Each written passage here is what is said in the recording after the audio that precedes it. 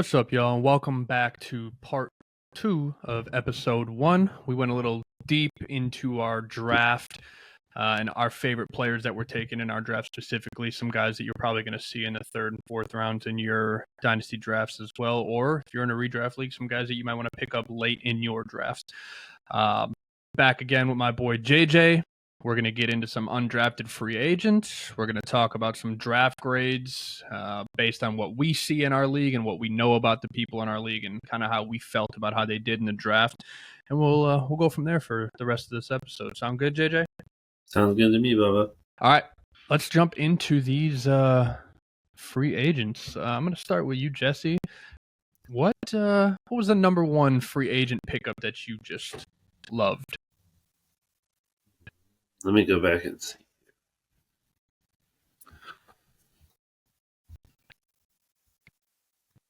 Okay, so we ran our waiver wire, it was like midnight after the draft.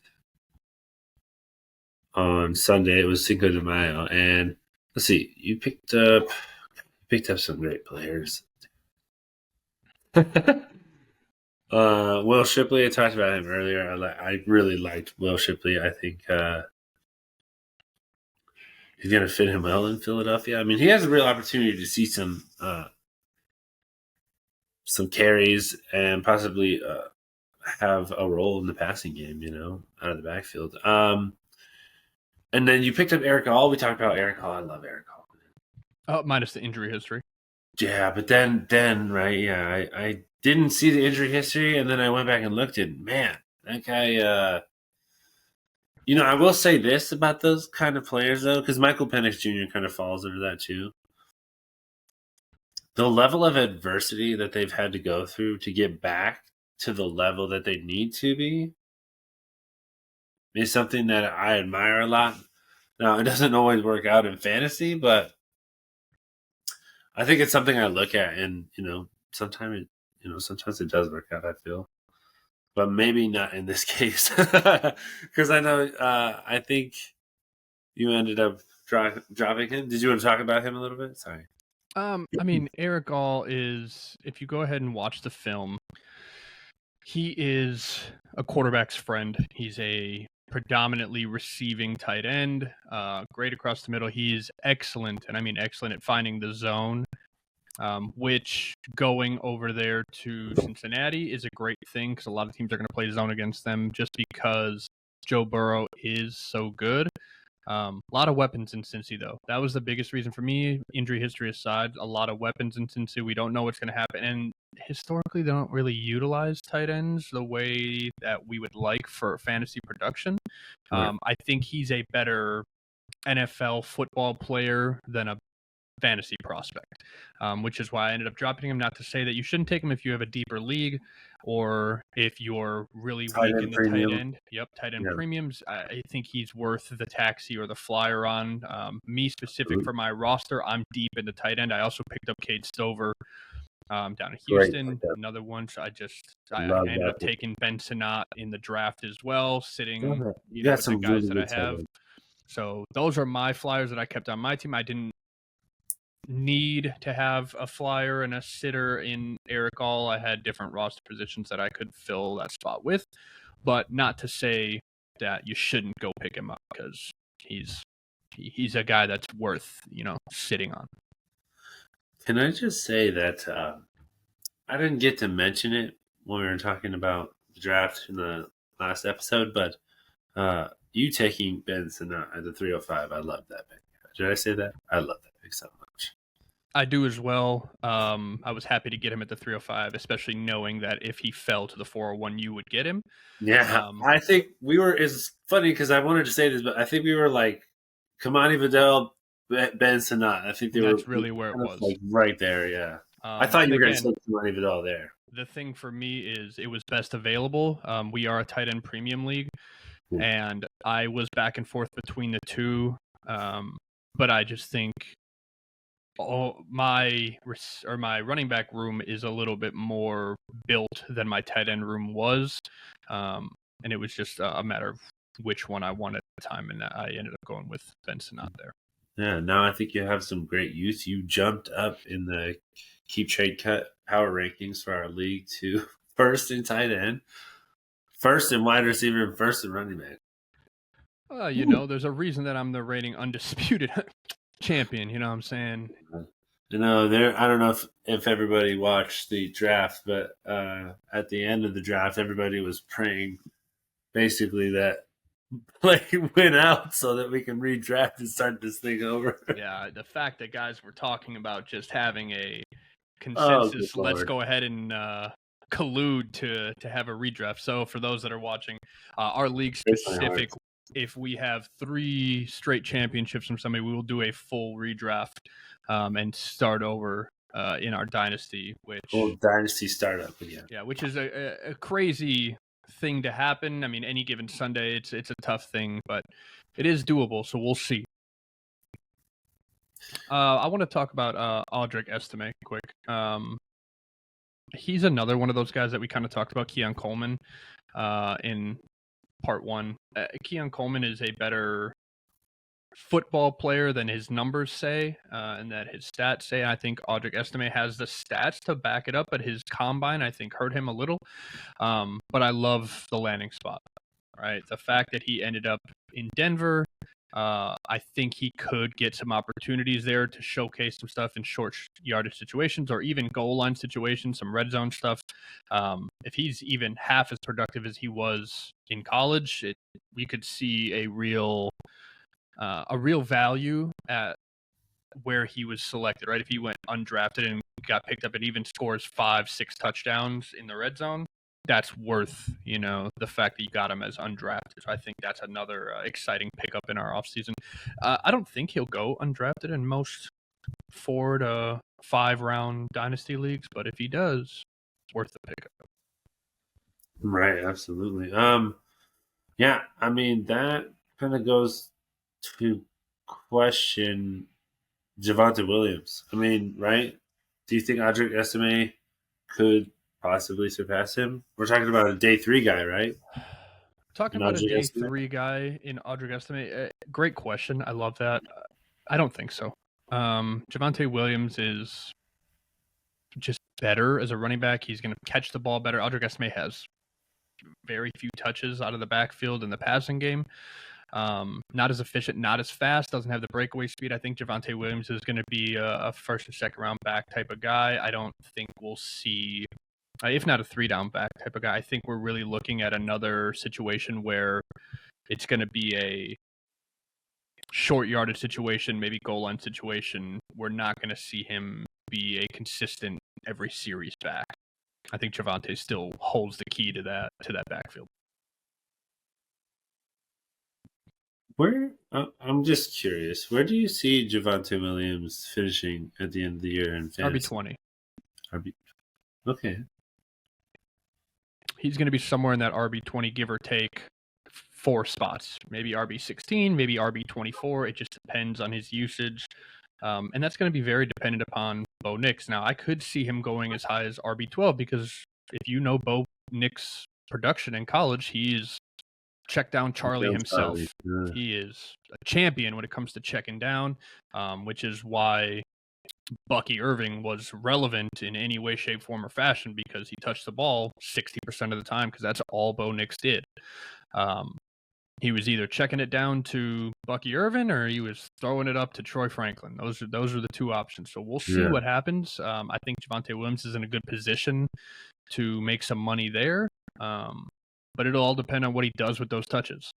The NFL is going to be a little better about taking those things away. They might have to, man up on Javonte Williams with some of these backers, but we'll see how that works out for him. He's in a tough division too, right? Very tough. AFC West? Absolutely. Very tough. Yeah. I mean, it's going to be a tough road for him, but it's possible. Like you said, it's possible, especially if he's catching the ball, right? Absolutely. I picked up Isaac Garendo after the draft, and I didn't have to pay anything for him. I thought someone might grab him. This dude's athletic score is ridiculous. Oh, insanity. And compared to that of, I think, only 3 other people. It was like Derrick Henry, Jonathan Taylor, and someone like a Najee Harris or something like that. Oh, good lord! I'll have to vet that, but Well, we got a guy for that. Joey, go ahead and vet that for yeah, us. please vet that for me. Sorry, I still. Um. Anyway, I know he went to San Francisco, but I think his opportunity uh, could could arise. So I think he's a deep sleeper. He's going to sit on my bench. I'm just going to hold on to him for now, right, and see if maybe he does get that opportunity and pray he gets it. Smart. We'll see what happens. I mean, he has that same archetype as the CMC, and I think he fits right in there. So, and Elijah Mitchell, they're very comparable, I think. And his size, he's a big dude. He's like You mean he's and fast? 2, yeah, 4.33 40. Something like that. Let me see. 4.34, I think. 6 foot 221. Yeah, he's big. I think. He's built right. Yeah, I think he fits right in there, man. I think he might see some good opportunities. Maybe he'll prove himself. We'll see. But like I said, that's a deep stash, and we'll just see if it develops. One thing I was interested to see in our league is there wasn't many IDPs that got selected, as opposed to our previous year's draft where we saw 4 or 5 rookie IDPs get selected in immediately after the draft. They kind of got picked up. Yeah. Will Anderson, Jack Campbell, a couple of these guys got selected right away. I was interested to see that, and there wasn't many IDPs that got taken right away. I took Junior Colson, picked him up right away. That's a great pick. He's the number 2 linebacker, in my opinion, in this class. He went with Harbaugh over there, so I mean, there's a reason they selected him. They're going to utilize him. There are no big name linebackers for the Chargers right now, so I think he's going to be the guy. I think that'll be beneficial. Is Khalil Mack still there? Who? Khalil Mack. You mean the shell of? Well, I mean, he's still getting some playing time. I agree, but aside from Khalil Mack being there, Khalil Mack isn't going to be playing linebacker the way that we see fantasy production come out of. Most of the production for Khalil Mack comes out of his defensive line touches, sacks, tackle for loss, things like that. It's not going to be the tackle hounds that we generally look for out of a linebacker. Well, Khalil Mack did have his spike games. I will say that. Like, he'll have a game where he scores 32 points. And that could be like a week-winning game for you. Oh, for sure. In IDP, absolutely. But another one I wanted you had to guess right, and it was tough to guess. It was like every 2-3 weeks, you didn't know when to play. Another one I wanted to touch on because it was you. Was Malik Washington. Oh yeah. Do you want to talk about Malik Washington and just? I know you ended up dropping him and making a different decision, but I mean Malik Washington was on all of our radars as a deep sleeper. Yeah, I needed a little bit more depth defensively for my IDPs, so I did have to give him up, which kind of broke my heart. And I hate to drop any players, but yeah, he was someone I picked up afterwards. And the reason why is because the Dolphins didn't have many picks, right? And when did they pick him? I can't remember when they picked him, but I mean, he was I can look right now, actually. Day 2, day 3. I don't have my notes on this. Sorry. Good. The reason why I liked him was because, first of all, I think he had some great speed. I watched his film. It was fantastic. I thought that he landed in a great spot. I think he has maybe an opportunity there to be like a wide receiver 3 and maybe play in the slot. I think he wasn't very big. All my shit is not working. There is another gentleman that nobody has touched, and this is one thing that you and I had discussed that we wanted to do more of, which is, be open and honest about the things that we're seeing for guys that are in IDP leagues. I want to touch on this a little bit. Have you seen any info about Malik Mustafa? No.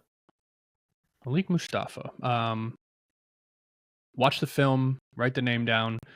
This is what I will say. So the notes came out from the camp in San Francisco. The rookie Yep, camp. rookie camp. They said he looked like the best rookie defender on the field.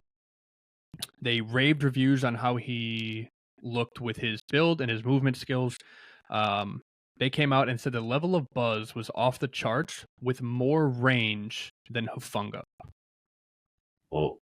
Which is saying a lot for a guy that... So this guy is a hybrid linebacker safety. He's a hybrid safety, predominantly plays in the box. His film does not have much of him. I mean, he has a few interceptions and things in there, but his Where film did he play? College ball? That's a great question. I'd have to go back and look. I believe I don't want to be wrong. Malik Mustafa? Yes. Louisville, maybe?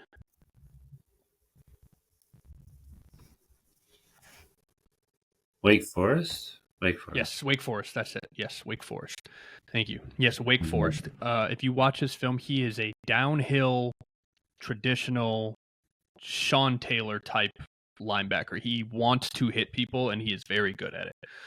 He would be an interesting name. Obviously, not an ideal landing spot in San Francisco with such a stacked defense, but that's a name to put on the Flyers list down the road. Just keep him on the radar, right? I went ahead and looked him up in our sleeper and just put a tag next to his name. I just put the favorites next to him so I could, watch him. He is a interesting prospect for sure. Yeah, I'm interested to see how he develops. A lot of defensive linemen were taken in this draft. I'm really excited about the two D linemen from Florida State that went to the Rams. For sure. That is going to be exciting to watch. I think it's going to be fun. So, which one are you speaking on specifically? I believe it's Jared First. Is that right? Yeah, our 408 pick. Yeah, I mean, listen, I do like Florida State players. If I had to say I had a college football team, it's Florida State because that is the one SEC they're ACC, right? Yeah. Well, I went to their games and it was fucking fun to watch. I'm sure. Florida State's a fun college. Yeah, it really is. I had a great time there. A lot of X5s there at those games. But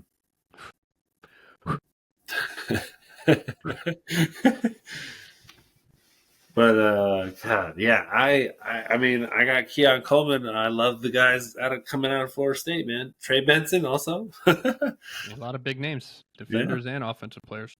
Yeah, shit. I also one guy that hasn't been picked up in our league that you guys can take a shot on, really, if you're truly interested in it. Go watch his film, see what you think. But he landed on the Eagles. Johnny Wilson, big boy. Oh, big boy. That motherfucker is huge. Big boy, bok choy for sure. He's what, 6'6"? Johnny Wilson is 6'6", 228. 228. 23-year-old. That's a big boy. And he's young. For sure. You know what I would do? I would put him in with Goddard. Oh, for sure. That's what I would do. Oh, for sure. Shit, I think a couple other names that have been getting some buzz. Bub Means 6'2". Oh yeah, Bub Means. Pittsburgh. Yep. Jamari Thrash, who went over to Cleveland. Malik Washington, like we said, and then I'm gonna butcher this one, so sorry to anyone that knows it. Ioannis Smith. I don't know the name, but I've watched the film. He went to the Eagles. He's another one. He's a slot guy, which, yes, I don't know how well they'll utilize him out of the slot, but I think he's another one just to keep an eye on over there in Philly. Oh, I picked up another name. I picked up, where'd he go? Really unique name. Oh, Louis Zammit.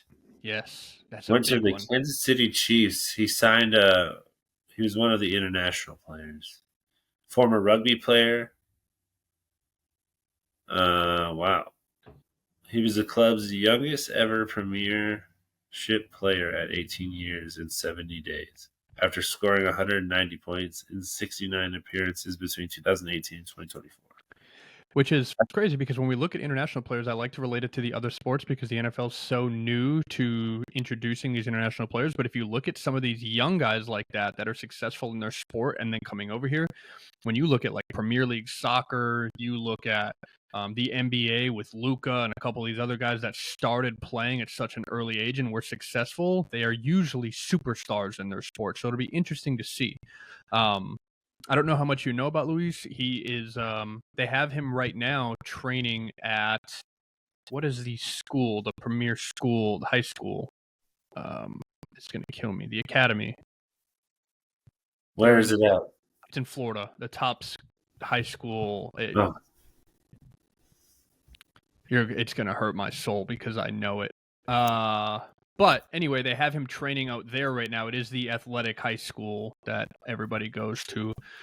He's training with those guys right now just to get the basics of football and get the understanding of what it's like to put pads on and catch the ball. And he looks great. Granted, he's playing against air, but once he understands the game, I think he's going to be interesting to watch. So why I was so interested in him was because when I was watching him, I saw some film of him in the rookie minicamp, and man, that dude has some top end speed. IMG Academy. Thank you. Oh, there you go. Nice. I tried to look it up, but I had it was going to bother me. But that kid can move. He's agile, can cut. He's really got some top end speed. I think if he can break through that secondary, he's gone. Do you know one of the crazy things that, and I know you'll like this because of the conspiracy side of you, they brought up the fact that one of the biggest things in rugby is the pitch.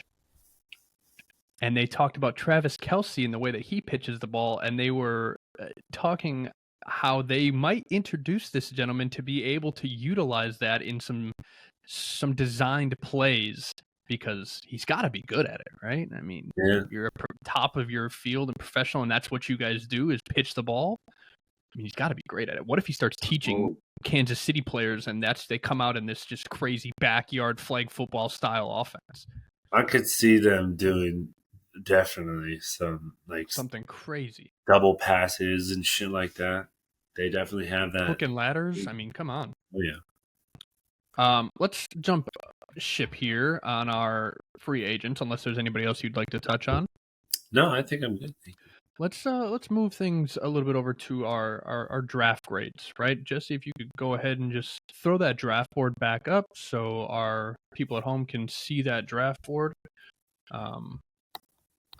so we can kind of talk about the draft grades and stuff like that. I'd like to talk about the pro grades that we utilized to see what they rank these team draft levels at, and then talk about our own personal draft grades and kind of why we said that.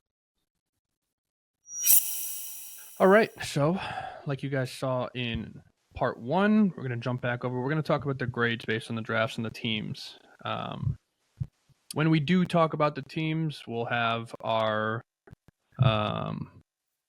executive producer. He will throw up a couple of visuals up here for us. We'll let him decide what those are going to look like. But let's start it off right away. I want to jump right from the top. Let's go with myself, right? We'll go Slim. At the time, we were the Glizzy Gods. One more time, reigning undisputed champions, but we have since changed the team name. We'll get to that in a later episode. But I want to talk about pro draft grade was an A+.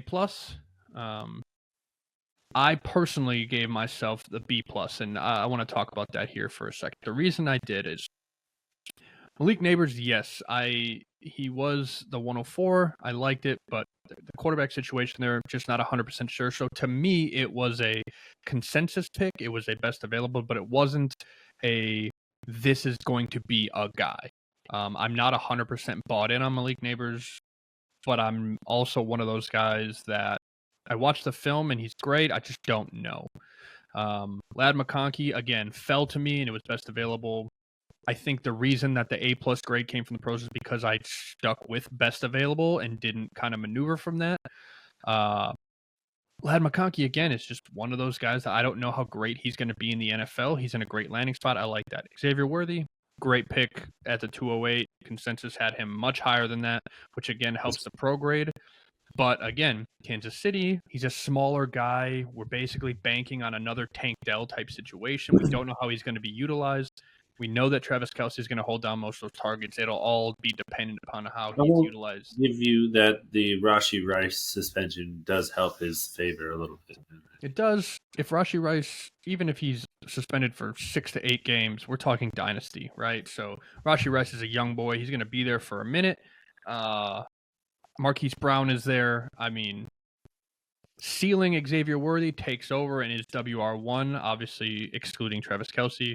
Floor, I mean, he's really WR3 behind those other guys. So we'll really see how that plays out. And we've seen the Chiefs take speedsters before that just haven't panned out, right? Mecole Hardman, who's also there now. We've seen quite a few guys that go over the Marquez Valdez-Scantling, things like that. They just haven't worked out the way that we wanted them to. Ben Sinnott, love the pick, 305. But again, he's in a revamped offense, new quarterback, new everything. He does have a little bit of proving himself and some competition. We're just not sure. With Zach Ertz and Cole Turner. I don't know if Cole Turner will really be able to compete, but Cole Turner was a 5th rounder, I believe, 4th rounder. Right. And in the same breath, Luke McCaffrey. Yeah. Right. Luke McCaffrey, same breath, same team. Yep. There's just a lot of question marks. So for me, I said B+ just because I think every one of those picks is a question mark. Right? We just don't know the situation, how it's going to play out for them. There's no guys that I'm looking at and going, this guy is going to touch the rock. It's going to be a thing. So I went B+. I think the pro grade went A+ just because of best availability and how it played out. Do you have any thoughts or touches on it? No, I thought you had. You said you gave yourself a B+. I gave you an A-. Love that.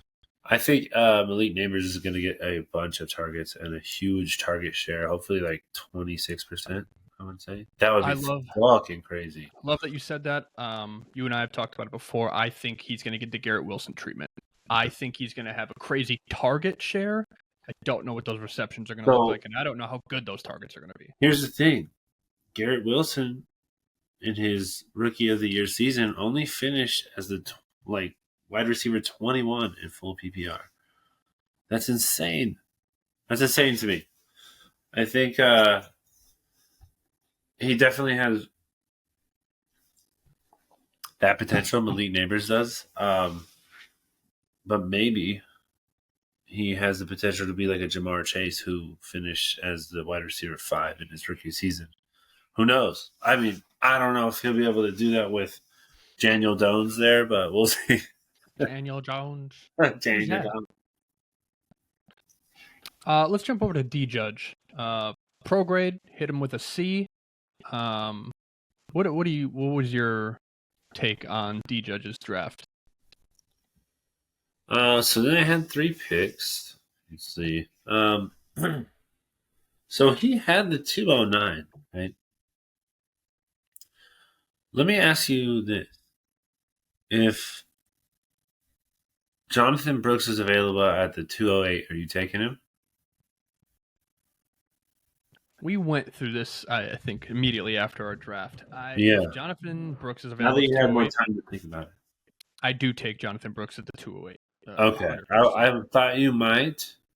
So I think it was a good pick for him because he needed a running back. It was something that he really needed to address. Do I think he's going to be effective in his first year? I hope so. I hope he's like an Adrian Peterson who just like goes off after his ACL injury. But I don't know. I think he's going to fit into that offense really well. And I think he's going to be able to give Bryce Young his check down option that he really so badly needs. And you know how I feel about Ricky Pearsall. I do not like Ricky Pearsall. I don't like that he landed on the San Francisco 49ers.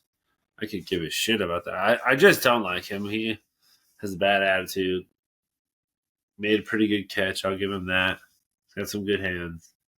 But I saw him get the ball stripped from his hands, and I lost all faith in him.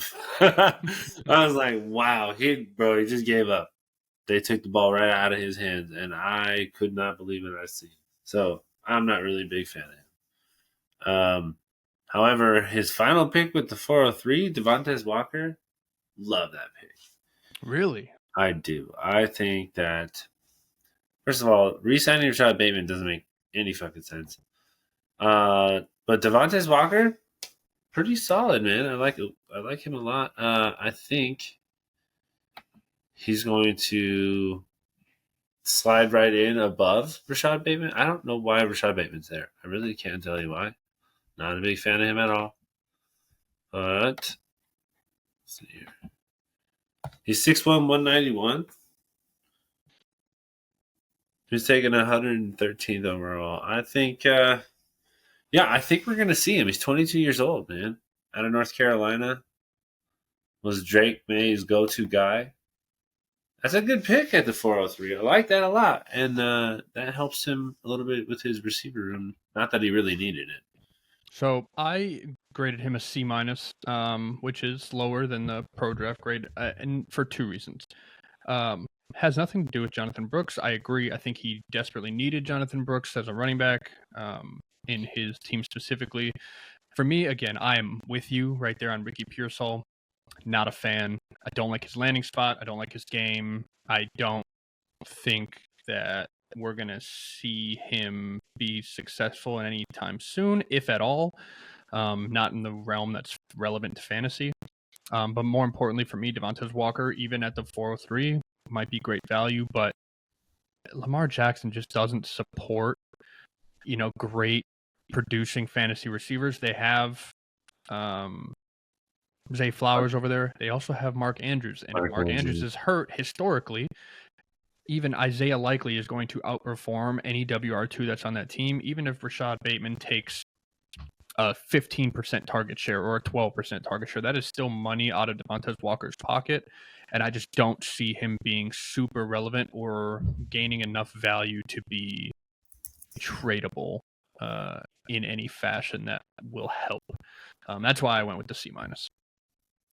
Yeah, I would agree with you on that about Devontae Walker, but I mean, he's young, man. I'm looking at Odell Beckham Jr. last year on the Ravens and played 14 games, and he finished as the wide receiver 63. So, yes, I think that fully supports what you're saying about the wide receiver 3. He doesn't support it. They're all ground game. So, I think that's why I have Lamar Jackson, is because that man, he scores a lot of fantasy points with his feet. He runs out. Sorry. Perfect. So, the third one I would go ahead and look at is Max Crosby, his unicorn, so Montavious. I was gonna say I'll give him a C because he actually took what he needed to take, and I liked about this. That's all. Sorry. I I'm gonna agree. do Montavious. Oh, Pro God. grade has him as a C. For me, You gave it a C? Oh, Pro grade gave him a C. I gave him an A. You picked 3 players that are going to immediately go into roles that are going to be immediately productive. He's been in a crazy rebuild. He dumped his entire team and went full rebuild mode. 3 picks this year, 4 picks next year, 3 more in 2026. Full rebuild mode, and these are guys that he desperately needed. We said going into the draft that he needed quarterbacks. He went and took 2. He needs a receiver. I think he still ranks low in the running back form, but the fact that he only had the top 3, he wasn't going to go get one of these running backs. Could have traded into probably the second round if he wanted traded to. out of the second round. Right. Could have traded back into it if he wanted to go get one of these running backs, maybe a Trey Benson or Blake Corum. But in reality, I gave him an A because these are things he desperately needed. And we saw him jump in our league power rankings from, I think, 7th to 4th just based on these 3 picks. So I gave him an A. Yeah, absolutely. I give him an A as well. I think that I know I'm not really high on Caleb Williams. But after seeing what C.J. Stroud did last season and him coming into the situation that he's coming into with Keenan Allen being there and DJ Moore, and he's got a lot of weapons. So Cole Kmet. and Romo Dunze, geez, how could I forget about him? But he's also got Cole Kmet and DeAndre Swift, right? Absolutely. So they're going to be throwing the ball a lot. Rashawn Johnson. I mean, he's got weapons galore over there. Now, here's the thing that I will say as to why I'm not big on Caleb Williams. I think it's an A for him because he really needed them. And obviously, everybody's really high on Caleb Williams. The reason why I'm not is because I don't think he's going to run the ball that much. See that? I really don't. I think that he's going to try to primarily be a pocket passer and like scramble when he needs to. But maybe he could be like a Russell Wilson. I don't see him being a Patrick Mahomes like everybody's calling him. But I agree there. Yeah. Let's jump into Joey Bag of Donuts, old Crojo. Consensus pro grade was a B. I also graded him as a B. I think Joey jumped in. He got Brock Bowers, which he needed tight ends help. Blake Corum, I know we aren't real high on, but I like the Jalen McMillan, and I love the Jacob Cowing pickup. Those are super late. And again, I said it in part 1 of episode 1. I mean, yeah, Edgerrin Cooper is a guy that I would have gone and got at 409. I love that if you want to go get a linebacker. And I think his IDPs were good. I think this is just a rookie that is going to bolster that for him, and I'm very happy with that. I don't think there's anything that jumps off the page like, oh, this immediately makes your team so much better, but I think he took what he needed to take to continue his steady streak of being a dynasty supporting cast. Yeah, absolutely. I'm going to give him a B minus. And the reason why is because I'm not a big fan of picking tight ends in the first round. They don't usually work out. And I'm not saying Brock Bowers won't work out. I think he has a much better chance of working out than Michael Mayer, who was also taken in the first round of last year's rookie draft. I'm worried. The quarterback situation there is concerning. I don't know how productive Brock Bowers is going to be in his first season, but I mean, we just came off a season where a rookie was the number 1 tight end in fantasy. So I'm not sure that's really a valid argument. Sorry. Okay. Yeah, Blake Corum, I talked about how he went to the Rams. That was a good pick there. I like that. He needed support at running back. He may be losing Derrick Henry. He has him. He's one of his main running backs, I believe. I don't know if that's like his RB1 or RB2. But it's RB2. He also needed some wide receivers, so he's got Jalen McMillan. Went to Tampa Bay. I like that. That's a good pick. It's a good fit for him. And then, you spoke so highly about Jacob Cowing. I haven't really done a lot of research on him. I haven't watched his film. I'd like to go back and check out what he looks like. And then Edgerrin Cooper, obviously, fantastic player. Good landing spot. I don't know if he's going to be able to end up in the same spot as like Rashawn Gary, but that's hopeful maybe in a year from now. Yeah. Roughly. We're going to jump over to old JJ, the behemoth himself. So, pro grade has you as a C. I disagree. I hate it. I gave you an A minus. I mean, Brian Thomas. We're not super crazy about the landing spot, but he's a dog. We'll see what Trevor over there can do. We will see what he can do over there. Keon Coleman, again, spoke very highly of him in part 1. Dog as a football player. We'll see what he can do. Xavier Legette going into a great situation. Hopefully Bryce Young loves him as much as we do. And Trey Benson, I mean, James Conner's getting a little older. I think Trey Benson is going to be the guy in that backfield. Kamani Vidal, stop it. Theo Johnson, stop it. I think, Waller's gone. I think he's going to be the guy. The only thing that's scary about that is they need to figure out the quarterback situation, that whole offense in general. So hopefully he can pan out, but I think these guys are where they should be. I think Consensus Pro has Xavier Legette going a little later. I think that might be the only reach according to them, but I don't care because I love that spot. Thank you.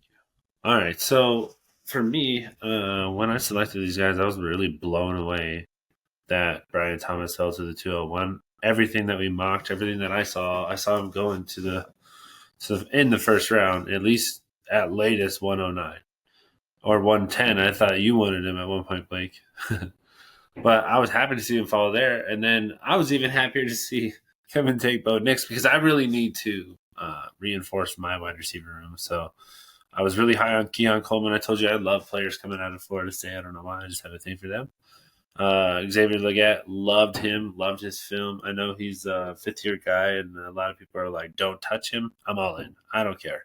I don't care for Bryce Young, but, I mean, we've seen that time and time again that a quarterback doesn't necessarily determine the wide receiver's production in fantasy. So I want to touch on that. So they said the same thing about Jalen Hurts. They said the same thing about Tua Tagovailoa. Everybody said, I'm not high on them. I'm not big on them. I'm out.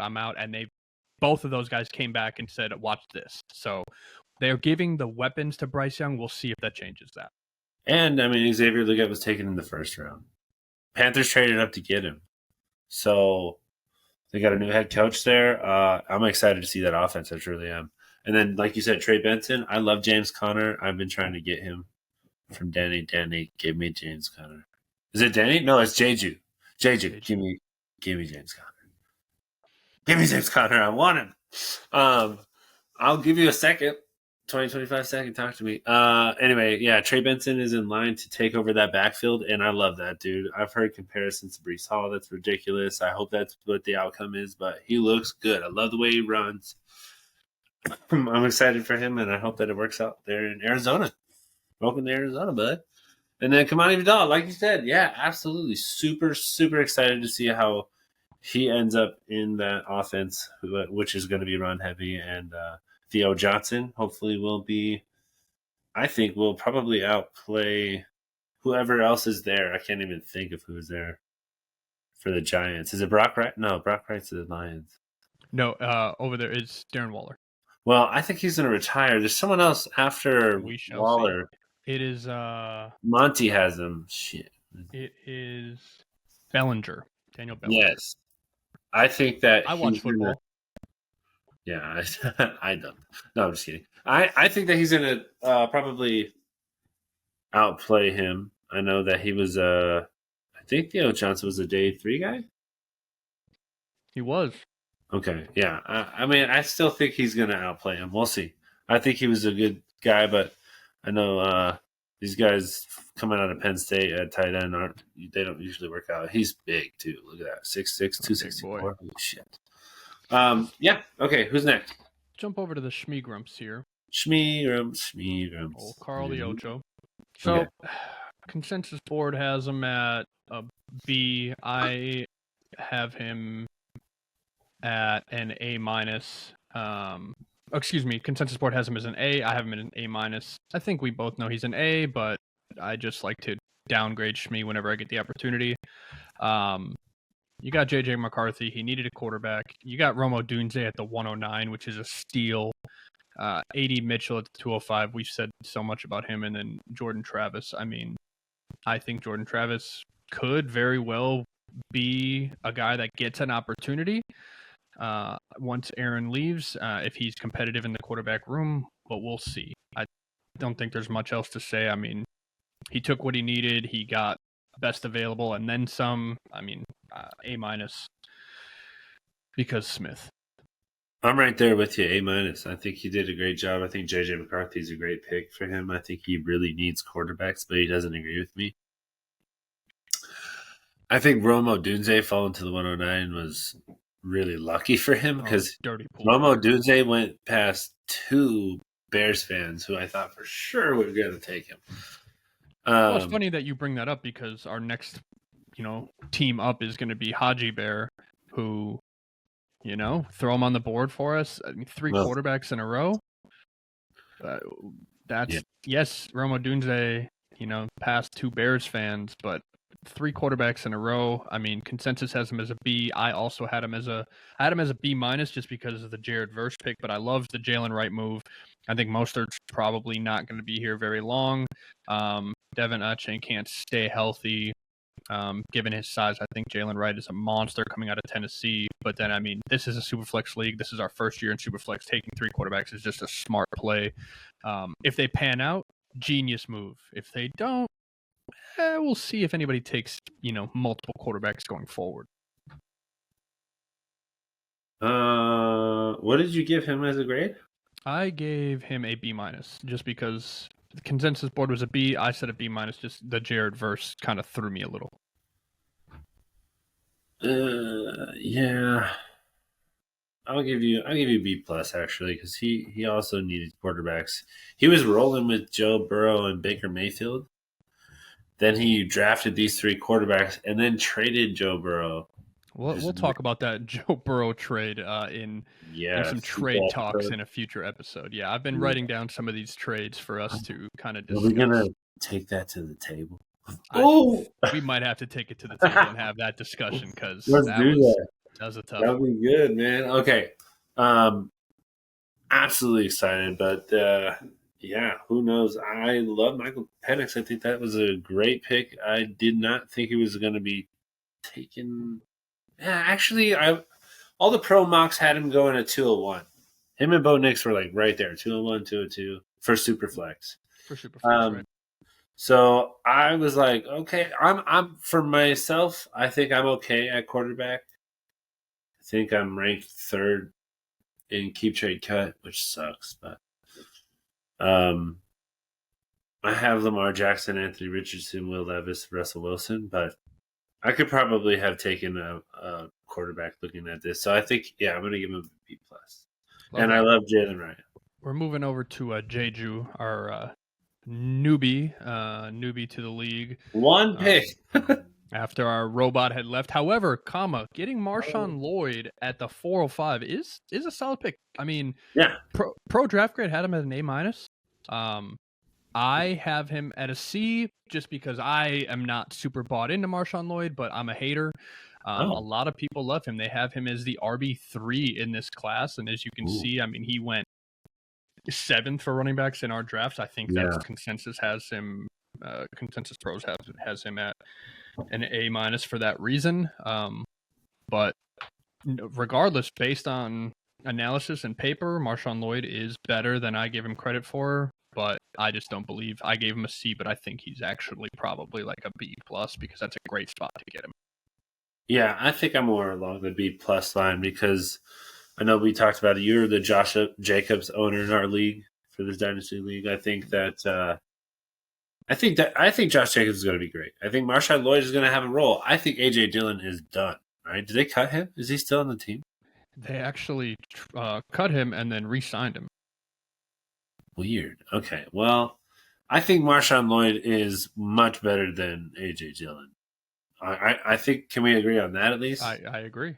Yeah. So I think he does have a role in this offense in his first year, and hopefully it comes on later in the season when you really need it, Okay, who else? Moving over to Riley Reed option, old Gildo Baggins. Okay. Again, 3 picks. However, 2 in the 3rd round and 1 in the 4th. I think those are all great picks for him. I mean, yeah, actually, they worked out really well. I said it in part 1. I love Troy Franklin. I love that at the 303. Consensus draft gave him a D. I think that has a lot to do with where these guys should have fallen, things like that. I gave him a B minus because I love those spots for him, and his team needs all of that. Yeah, all 3 of those positions are really important for him. Yeah, I'll give him a B minus. I think that both Troy Franklin and Jatavion Sanders falling where they did was really good for him. I think both will have an impact. Jatavion Sanders is the tight end 1 there? It's got to be. Carolina? Who's the other one? Tremble? Tommy Tremble, yeah. Tommy Tremble, I think. Yeah, he's got to be tight end 1. Troy Franklin, I think he fits into wide receiver 2 somewhere in that offense. And then Bucky Irving, I'm not sure how Bucky Irving's going to turn out, but you never know. Behind I mean, he's going to compete with Rashad White for touches, which kind of sucks for Rashad White. But I will say that Gildo is the owner of Rashad White, so getting Bucky Irving handcuff was helps. a handcuff, and it was a good move. Yeah, so I think I'm going to give him a B plus. What did I say? B minus? Yeah. I'm going to give him a B plus because that was a smart move. I'm a big handcuff guy. Obviously, I have a ton of fucking handcuffs on my team. I think it's an important strategy. So that if he intended to do that, I'm very impressed. Good job, Gildo. Last but not least, we are at Justin Coons, and I can't This is say my enough. favorite. Yep, this is, again, like I said, last but definitely not least, his team name Masturbate You. I can't say enough. He had 4 third-round picks and a 4th-round pick, and I think given the landing spots for those guys and where he selected them, I think this is a banger. I think he crushed this draft, especially given the fact that that's the picks that he had. Consensus Pro Draft gave him a C+. I disagree. I gave him an A- because I think you killed those landing spots. For you, I think the guys that fell to you, you selected exactly who you should have at those spots. Jermaine Burton, I mean, taking over the Tyler Boyd role. Dylan Polk going over to New England. We talked about him a little. I mean, Malachi Corley, I think, is going to have an impact immediately in that offense, especially with Aaron Rodgers over there. Roman Wilson, we talked about again in part 1. And, I mean, Javon Baker's another guy. Now, here's the only thing I would say. You took Jalen Polk and Javon Baker, so I don't know if the idea was let me see which one hits, which I like that if that was the strategy. But, I mean, regardless, that to me is a solid draft given the positions in this draft that you were. Love that. So I'm going to give him my A plus for this draft. So Jermaine Burton, I think, will fit into the Bengals offense as wide receiver 2 by the end of this season after T. Higgins is gone because he wants out. Or maybe it's during the season, who knows, before the trade deadline. We'll see. Jalen Polk, love that pick. Like I said in the first episode, fantastic pick. Really think that him and Javon Baker, I'm not really big on Javon Baker, but I like Jalen Polk way better. I think that having both of them, like you said, trying to fill out which one does better, there's nothing wrong with that because we have such a deep bench in this league. And Malachi Corley, I think, like you said, he's going to fit great in New York. Jets. Let's go, baby. I think Jets. Yes, thank you. I think that he is a yards after the catch guy. Oh man, dog. He's a menace on the field. So I think that he dog with a WG, baby, dog. He's gonna be that man that comes out and everybody's gonna be like, damn, I wish I had picked him because he's gonna be the guy after Mike Williams gets fucking hurt again. You know what? While we're on that topic, shout out to our executive producer Joey. But while you're going through and editing for us, I'm gonna need a dog visual, and I'm gonna need some fucking roof in there because that is a dog, Malachi Corley. And whenever we say it, I want that coming up because dogs are dogs and they need to be recognized. Yes, they do. Also, continue. Also, another dog. Roman Wilson, to be perfectly honest with you, I already told you his story in the last episode. I really love this guy. I think he's fantastic. I think that he was on an offense where they were run heavy and he actually proved himself, which is crazy. And then one thing that I loved was when they were in the Reese's Senior Bowl, Mike Tomlin went up to him and Quinyon Mitchell, who is now with the Eagles, I believe. Mm-hmm. He's like, hey, I want you two to go against each other. And Roman Wilson was winning. Don't get me wrong. He lost he lost a few, but that dude is a fighter. Love it. And then we already talked about Javon here. So. Agreed. Hey, that's my A+. He did a great job with the picks that he had, and I think those are all great players, and they could definitely be like really good sleepers or breakout players. You have no idea.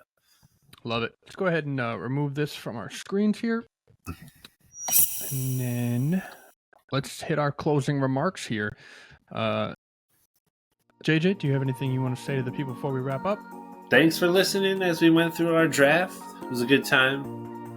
Make sure you question the pros. don't know everything. Yeah, definitely question the pros. Any questions you guys have, throw them in the comments. We'll address them in our next episode, probably at the end of the episode. But aside from that, say what's up to your mom and sister. Stay weird and like and subscribe.